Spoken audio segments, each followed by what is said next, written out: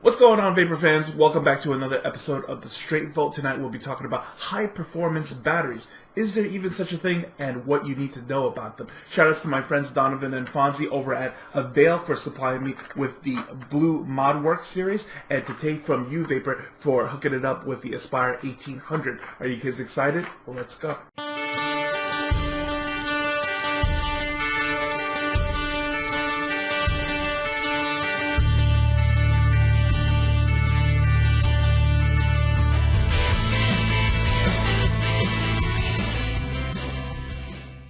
So let's begin with a dive down look. On the left over here we have the Aspire 1800 mAh boasting a super high discharge of 40 amps. On the right we have the Blue ModWorks 2100 mAh doing 38 amps on the max continuous discharge over here. So normally I don't go into so much detail about the batteries on the overview of them on the physical aspects, but this one I feel actually compelled to do so. So on the ModWorks, I'm just going to quickly show you guys that it is wrapped properly, and this is the way all batteries should be shrink wrapped with their wrappers on it. Okay, granted that this is a flat top battery, the flat top should still be ever so slightly protruding from the disc. Okay, it's got to be at least like a hairline over. So you know, your regular LG batteries are like this. Other EFES are also like this. Ibrin batteries are also like this. You know, this is wrapped properly. So let me go ahead and set this aside.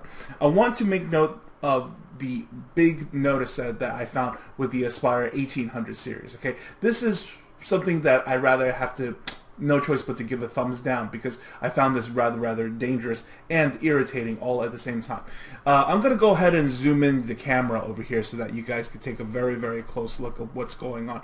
You see the disc, the white portion that is around? Well, this is this is a protection ring. Okay, and normally what happens is that the protection ring sits on top of the battery over here, and then the wrapper shrink wraps over it. Now this protection ring is supposed to be a protection divider between the positive and the negative of the battery. The negative begins from the bottom, runs all the way along the side, all the way to the top of the battery. So the negative actually ends over here, and the positive is nothing but the positive flat top disc over here that is protruding. Okay, so with that said, two issues that I found. Number one, the first issue was that sometimes when I try to put this thing into my charger, I have to wiggle it, push it a little bit, because when the charger tap hits on this thing, it's bridging over where the disc is, and it's not making full contact to the positive portion over here, and now I'm not charging the battery. That was very irritating. Another thing is that in regulated devices, not so much in your mechanical tube mods and stuff and other kinds of mechanical mods, but definitely in many of your regulated devices, you're going to have battery tabs in there. And these tabs, what happens is that, like, because of the way there's so much paper on this, it could get caught into the slit on the side. And when that happens and it gets caught in there, okay, it could make a contact between the positive and the negative at the same time, and this thing could catch fire right away. Okay, these things, the battery wrapper on them are a little bit more honest than some of the other stuff that I've seen before, because they promise ICR batteries, and after doing some testing, they absolutely are ICR batteries, and I will explain more of why I believe this is true. So let's come back over to the screen capture, and we're going to talk a little bit more about its graphs. Graph time. Alright guys, so here we are once again at the Straight Vault battery graphs section. You can find the battery graphs shared on a Dropbox folder over at the Pegasus Vapor Academy website. Let's go. Over here we have the Aspire batteries, and I'm going to go ahead and bring up the discharge curve for you guys to see what's going on. And you see the amp hour over here. These things promise 1,800 mAh. What do we actually get? We get 1.809. Very well done, sir. For the promise on the label, they did not lie to us, and we are getting 100.5% on this. So I'm going to go ahead and compare this over to the ModWorks Blue battery. So let's bring up the discharge curve over here, and then I will show you that the ModWorks Blue, as we saw it earlier on its wrapper, it is 2,100 mAh battery, and that's what I input into my machine when we're going to go ahead and graph this thing. What do we actually get? Well, we get a result of 95.2%. Well, why is that? Because the actual amp hour on this thing is going to be 1.999. So this thing is not really a 2100 mAh battery. It's actually just an even 2000 battery. Okay. At first, I thought maybe this thing might have been a HD2 or something like that, but it turns out that it actually performs slightly better to it. Now, another thing that I want to show you guys is roughly the characteristic of most ICR batteries. Not so much the HE2s and the HE4s, but generally your ICR batteries do curve this way, which is a mean drop off. Okay, it's going to go, and then somewhere over here, once it starts doing a dive, it takes a very, very big plummet, and that's exactly what the characteristic of most ICR batteries are. So if I had to go ahead and then overlay this to one more battery that's also a very well-known ICR battery, one of my choices would have been the LG HD2. So I'm going to bring up the HD2 discharge for you guys, and it's this blue line over here. Exactly the same type of characteristic, and then just immediately drops. Okay, so let's move on over here, the power profile, because this is, I'm sure, what you guys really, really want to check out. So on the LG batteries over here, the HB6, I went ahead and graphed them one-to-one against each other, the Aspire batteries versus my pick of 30 amp batteries, the HB6s. Now, before we begin, okay, I'm going to show you the graph first, and I'm going to explain a little bit of what's going on here. There has been talk in the past of, like, say, you know, your Samsung 25R batteries, and like they could handle more than 20 amps. Peg, is this true? Absolutely, it is true, but it requires an understanding of the batteries, okay? It requires the understanding that the voltage and the amperage go hand in hand, okay? When the battery wrappers are rated by the larger companies, say Samsung directly or LG directly, and they say, okay, this battery is rated at 20 amps. What do they mean by that? The 20 amp rating is not off of a fresh charge. The 20 amp rating is off of the nominal voltage charge, okay? And why is this important? Because their intentions of the battery was always to be used in packs, okay? It's not supposed to be used one at a time. So what happens is in your drill packs, in your laptops, in your electric vehicles, they're all supposed to be used together. So when they're used together, it's kind of like having a lot of shot glasses on the table, and then we just dump a bucket of water over it to charge the batteries. They're not going to charge evenly. So what kind of numbers can we work with? Well, we can't work with a full number, because we can't assume that all of them are full, and that's why we use a nominal capacity.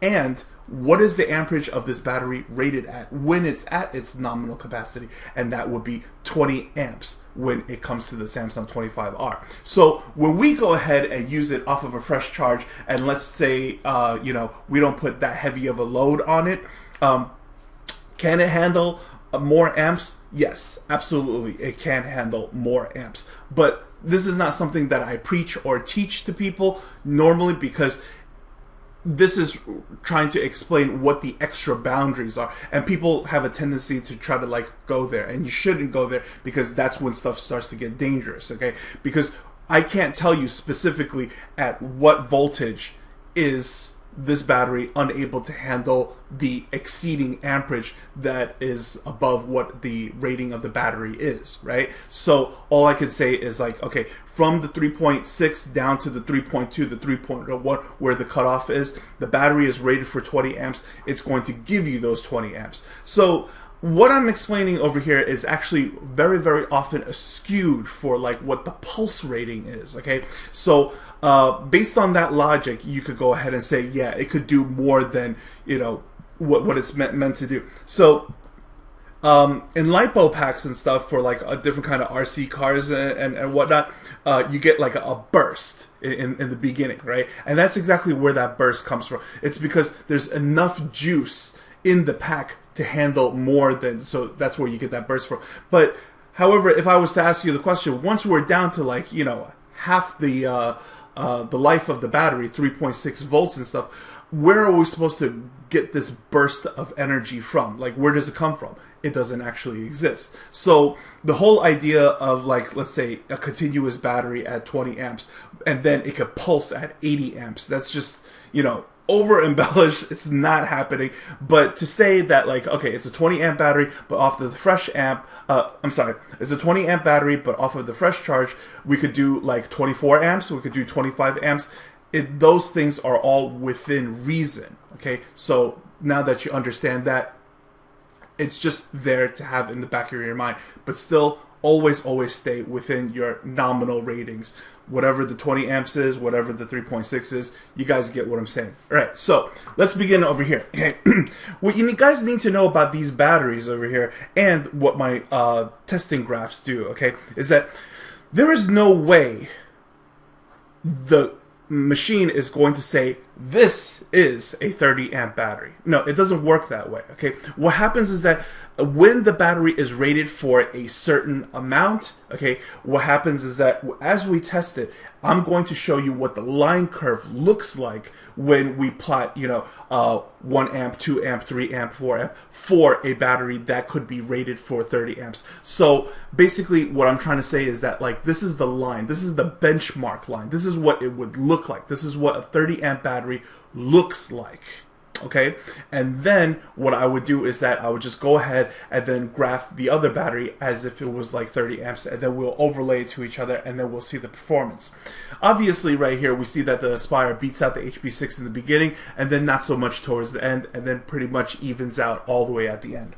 So as I tested this thing more and more, both the Aspire battery and the ModWorks battery has the exact same properties, okay? And this is something new that I discovered.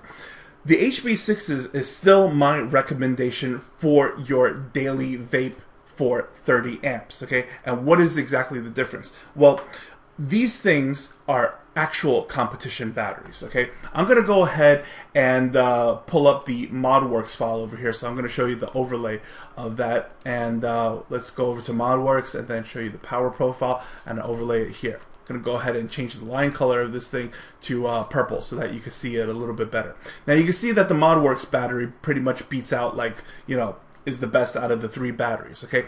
Now, does this hold true? Yes and no, okay? When it's off of the fresh shop, when it's just brand spanking new, you just got it from the shop, okay? You should charge it up, use it to make sure everything is copacetic, there's nothing wrong with it or anything like that, and then you should charge it up again and get ready for your cloud competitions and stuff, because that's all it is for. That's all it's good for. After about 5 charge cycles, it doesn't work as well anymore. It's probably pretty much on par with like a HB6, okay? And then after 10 charge cycles, it is below the performance of a HB6. I didn't want to go ahead and, you know, do all that extra graphic, but as I worked on it over and over, I started to get the results started to go down and down more and more. So what am I saying? I'm saying that both the Aspire battery and the ModWorks battery is kind of like the ethanol gasoline of the vape world, okay? It's really meant for competition. It's not meant for everyday use, okay? Be very careful when you buy them and what you buy them for. Do I recommend it? Yes, but only for its purpose, which is to give you a slight voltage, extra voltage oomph, that extra amperage, extra voltage to amperage edge when you are doing your cloud competitions and stuff like that, because it will give you this, okay? Everybody else who has gone ahead and tried this thing and tasted it in the mechanical mods or whatever, they will definitely taste the difference. However, should you visit them again in about like a week or so after they've been on the charger a few times, these things do not take a beating at all, okay? They die very easily, so I would say after about 10 cycles, 20 cycles, they're not very good batteries at all after that. But they will win you that competition in the beginning, okay? So what is the difference between the charge cycle ratings? I would tell you that the HB6s is rated for 400 recharge cycles, okay? It's pretty good. for your daily battery. Okay, just go ahead and use them. Whatever you need, put them in your high wattage regulated devices. You know, it's going to be good.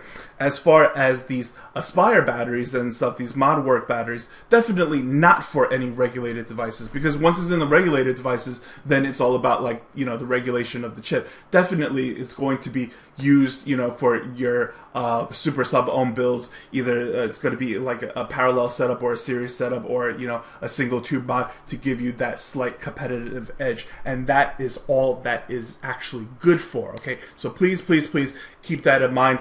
I'm going to leave the links for both the Aspire 1800 series batteries and the ModWorks Blue batteries to where you can get them. Pick them up only for that need, or you will find yourself after about, you know, 5, 6, 7 recharge cycles not very happy with the battery. Okay, so as always, I hope you guys enjoyed this episode of the Straight Volt, and remember always to vape clever. Take care, my friends.